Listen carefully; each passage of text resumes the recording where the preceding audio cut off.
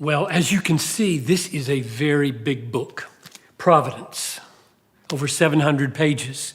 So you should ask me, don't you know people don't read 700-page books? Yes, I do know that. And so you should ask next, so why did you write a 700-page book? And here are two answers.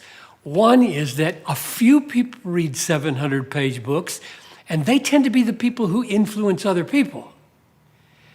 And the second reason is, even though somebody may not choose to read through this cover to cover, they will be a lover of the Bible, a lover of the sovereign rule of God over all things, and they would love to have a big fat book on their shelf that's got a really good index and a really good table of contents so that they can go to it anytime they want and find help regarding a particular text. So it becomes a resource kind of book, not just a book that you'd read from cover to cover. So it's about providence. Now, maybe you'd ask me another question. Why didn't you call it the sovereignty of God? I mean, didn't we hear you say for years you wanted to write a book called Sightings of the Sovereignty of God? That's the title I was working with for 20 years for this book. So why didn't you write that? I did write that. But the reason I call it Providence is because as I got into it, I realized I've got to write not just about the fact that God is sovereign, that is, he has the authority and the right and the power to do whatever he pleases, and he does. But you have to deal with, well, why does he do what he does? Where is it all going? And once you talk about purposeful sovereignty, that's what this is. This is about the sovereignty of God and where it's all going. And that's what I mean by providence, purposeful sovereignty. So here's why I wrote the book. Here's what difference I think it will make in your life if you were to get into this. I'll just mention several reasons out of 10 that I closed the book with. Number one, I want there to be God-besotted people in the world. I want them to live in a God-entranced world. And I don't know a doctrine better than the providence of God to make people God-besotted in a God-entranced world. Because the providence of God means he guides the courses of the stars and has them all named, all billions of them. And he causes the little birds to fall out of trees in the darkest jungle of the Amazon. And so from the tiniest, meticulous parts of the universe to the grand parts of the universe, he rules. I mean, if you believe that, if that grips you, you'll look at everything differently. You'll be a God-besotted person. That's number one. I want there to be God-besotted people in a God-entranced world.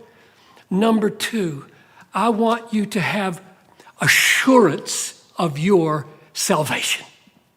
It says in Ephesians 1, in him we have obtained an inheritance according to his purpose, who works all things together according to the counsel of his will.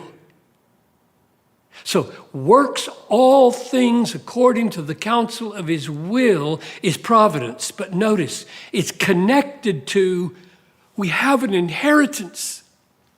So, the point is, you can be sure you're going to make it to your inheritance because God is a God of absolute, all-pervasive providence. It's not just a random theoretical doctrine. It's very, very personal in the way Paul presents it. Third, suffering.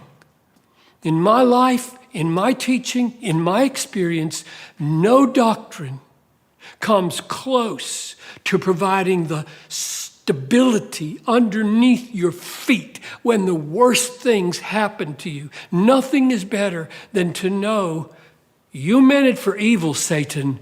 God meant it for good. I mean, Genesis 50, verse 20 is like a banner flying over every bad thing that happens to Christians. You meant it for evil. And the you might be persecutors, that you might be your own sinfulness, that you might be the devil. It's true. They meant it for evil.